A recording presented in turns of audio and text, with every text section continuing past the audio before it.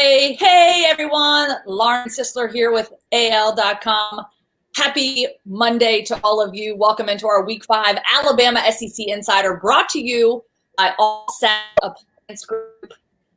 Alabama getting the win over Georgia 41-24. And here to talk about it, my buddy Mike Rodak, joining us now from the confines of his living room.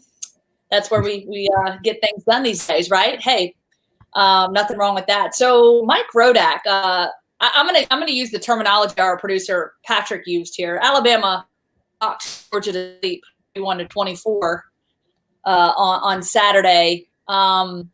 Just your overall thoughts on sort of what you saw out of the gates, and just sort of the emotion that struck you after that matchup between Alabama and Georgia on Saturday.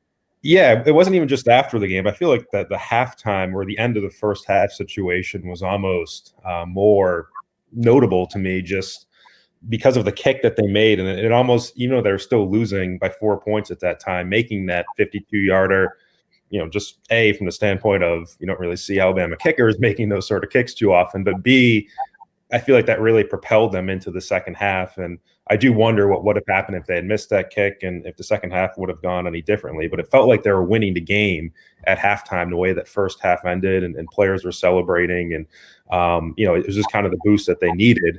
And they rode that out, the rest of the game. And, holding Georgia scoreless, it was a big deal given the way that the previous 6 quarters had gone for that Alabama defense, dating back to the start of the Ole Miss game. So I feel like that was the real turning point in the game, and you could sense it from just the way the players were on the field, and they had the 2 interceptions in the third quarter to really turn things around. The big play with Jalen Waddle, and it just seemed to really flow a whole lot better and a lot more naturally for them in that second half. So that's what they needed. And certainly it would be a different conversation, here on Monday if they weren't able to turn that game around the way that they did. And, it'd certainly be a different season for them trying to, really to get back to the SEC title game, get back to the playoff. That path is a whole lot harder if you lose that Georgia game, to really make the case to the playoff committee that you're Alabama again. And, the way it seems right now that you're 4-0, you have a 2-game lead essentially in the SEC West ahead of Texas A&M. You've already beat them. They're a 1-loss team.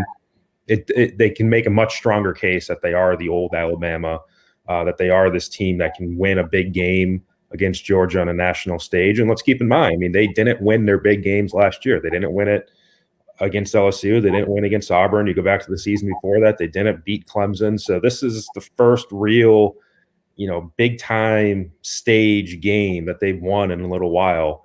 And, that's certainly a boost, I think, for the team, for the players, for their confidence, for Nick Saban, obviously, given the week that he had, and for the fans as well. Yeah, no doubt. And it's worth mentioning Will Reichard there, obviously 2 for 2 on the one had 2 yards. Was definitely a huge momentum boost. And to your point, I think that was a big turnover. I talked to Matt Scalise about that on the post-game report on Saturday. That was exactly what they needed. And again, they were still trailing, but it kind of gave them that boost and probably made them even more hungry to come out there and fight. But I'll tell you what, that was a physical football game. You could tell from the beginning of that game from both sides, it was absolutely physical. And just you could just hear the sounds and obviously the hits that they were making. It's just a different level of football, and obviously getting those two together in the regular season, the way that kind of came together, obviously early in the season, definitely sets the bar. And I got to be honest, and we'll get to the defensive side of the football, but coming out of last week's matchup against Ole Miss, it kind of made you cringe. But then you see what Ole Miss did this weekend, and you're like, wow. So it's crazy. Like the way things are going in the SEC right now, like I expect the unexpected. That's pretty much the theme this year for sure. Now, Alabama, Nick Saban's streak, obviously 22-0, and so the streak lives on to live another day. My question would have been, okay, so what happens if, Coach Saban obviously ended up getting to coach because of COVID-19? He obviously had those 3 negative tests. He was cleared to be able to coach. So let's just say he wasn't out there to coach that football game. They still won it. Would his streak still be alive? I think I'm curious to know, like, how that streak lives on if he's not able to actually be out there coaching. Yeah, so I mean, Michael Casagrande did some good reporting on this last week, where essentially the school has the choice, according to the NCAA statistics guidebook, to decide whether, if a coach is not at the game but he's still the head coach, if that does count against his stats. And in the case of Alabama, they did say even before his last negative test came back that the game would count. So by extension, if he had lost the game, I would say that it would count as a loss to a former assistant. I think it's hard to split hairs and say it's true for a win, but not true for a Yeah. loss. It has. That's why they want it to be before the game. For you can, depending on which way the game goes, it's the same consistent plan there. So yeah, go ahead and lay it out there for everyone, so there's no question afterwards, depending on which way it went. That way, everyone can rest easy that protocols were followed and it was even on both sides, win or lose. But I think among us as reporters and outside journalists, I think it would still, if we would probably put an asterisk on that record. We could say that he was 21-1 with an asterisk, saying that he really didn't coach in that game. I think that's still something that we could do on our end, even if Alabama came into the game saying it was going to count.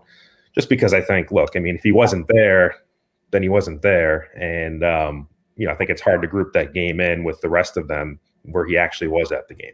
Yeah, and Nick Saban obviously feeling really good after that game, because we saw that video of him circulating around dancing. Probably, one of the most humanizing things we've seen Coach Saban. He gets his dance on, and we've seen it obviously post championships. His typical dance moves, but Saban was getting down and boogieing. It was fun to watch. All right, let's roll a couple highlights from the offensive side of the football real quick for you, just to kind of highlight some of the things that happened offensively, some explosive plays that kind of laid things out and laid the groundwork, obviously, for the big win. Hurry up here for Alabama. Play action. Mac Jones wants it all. Long ball, man there. Got him. Mechie, touchdown.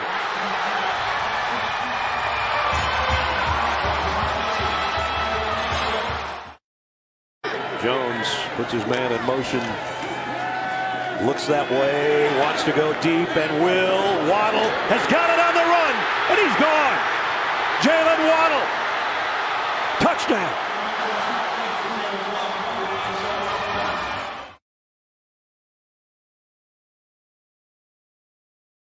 Two different things, the two different touchdowns. The first one in the first half, the first touchdown of the football game for Alabama, obviously with Mechie, and that kind of sets the tone. And then, of course, that Jalen Waddle. When I saw that touchdown, Alabama down 24-20, of course, it was 4 minutes left in the third quarter. So, the first part of that third quarter, kind of played out. And obviously we're sort of sitting here waiting to see who's going to strike first. And Alabama obviously getting the big touchdown there, even with their backs up against the end zone. So some great explosive plays and overall a really dominant performance by the offense.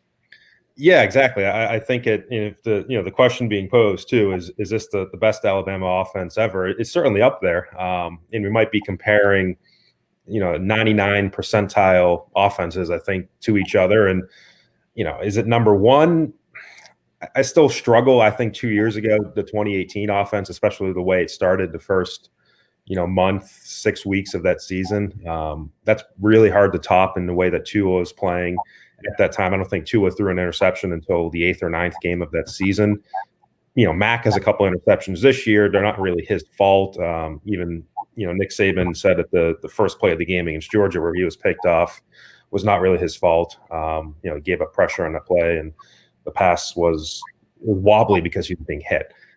With that said, I think the running game, even 2 years ago, look at some of the stats, I think was a little bit better than what they've gotten this year. And Najee's had a couple of good games these past couple of weeks, but overall, I think the running stats are still a little bit down compared to the last few years. So there's definitely some work to be done on offense. But again, we're comparing some of the best to some of the best, and it's right up there. And I think the most impressive part to me is just how far Mac has come from the conversation basically a year ago when he was making his first start against Arkansas, which was, make it easy for him. And I think even the first couple of throws of that game, his first start, were behind the line of scrimmage, and there was all this talk about him just needing to manage the game and let the receivers do the work for him, let the running game do the work for him. Now it's a little bit different. I mean, they've given him a lot of autonomy to do some things in the offense and to throw it deep and to make some plays, and he's done it.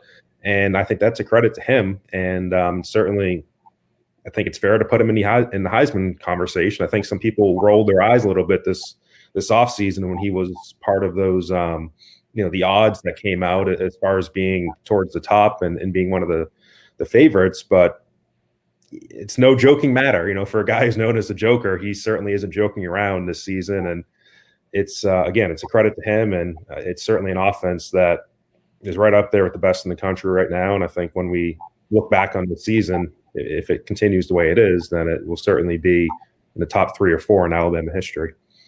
No doubt. And I know fans, folks watching, excited to talk a little bit about the defensive side of football as well.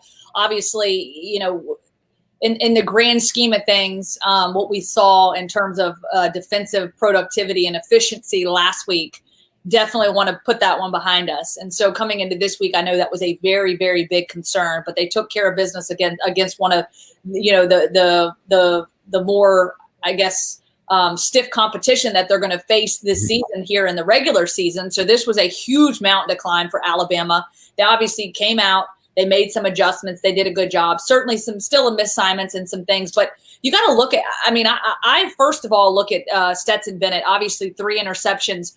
In the second half of that football game, I saw a different guy. You could just see in his eyes, obviously his composure, the way he was playing.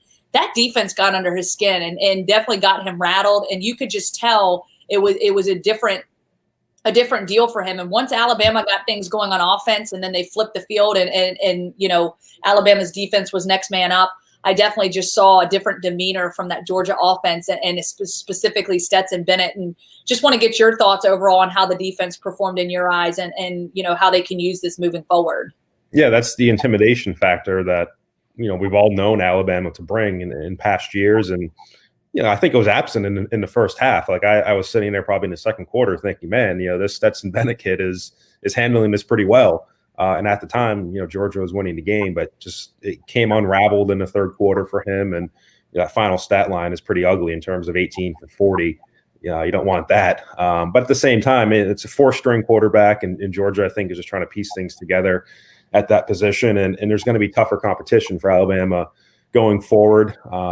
Maybe not the next couple games with, the way that Tennessee played this past week and the way that Mississippi State's played the last few weeks. But there's going to be tougher games down the road. And, I think they still need to play as a defense better than they played, especially in the first half of this game. And there was one point where, there was 9 straight red zone trips between what Ole Miss had and what Georgia had early in this game. And the opponents converted all 9 into touchdowns. And that's still the sort of thing that Nick Saban's going to be, getting on his team about this week. And, it's hard to really pinpoint to what exactly in the defense is going wrong, if there's a specific position or position group. I mean, safety has been, I think, a area where we've talked about a lot, but the inside linebackers, I think, struggled in the first half against Georgia. I think Dylan Moses still has a little ways to go until he's back to the player that, we saw a couple of years ago.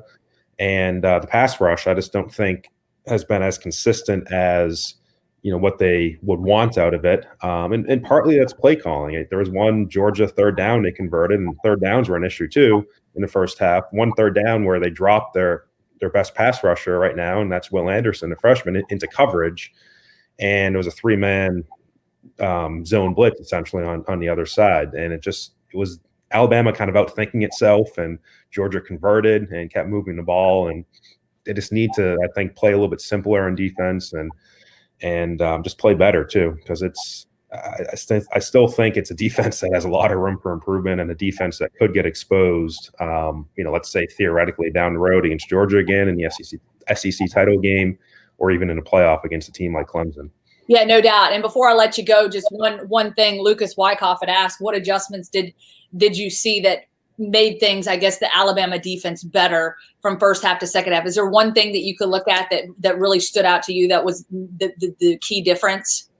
It would be tough. I think I'd have to look specifically at those 2 interceptions. I think getting those interceptions and having the short fields and converting that, I think, really rattled Stetson Bennett and just, made him a different quarterback in the second half. Plus, Alabama ran the ball a whole lot and really effectively in the second half of this game too, and controlled the clock. Mm-hmm. And it wasn't as if Georgia was on the field, didn't have a whole lot of opportunity in the second half. So, sometimes your best defense is offense, and in this case, they're able to hold the ball and just keep Georgia off the field, which negates any need for anything schematic, defensively to be adjusted.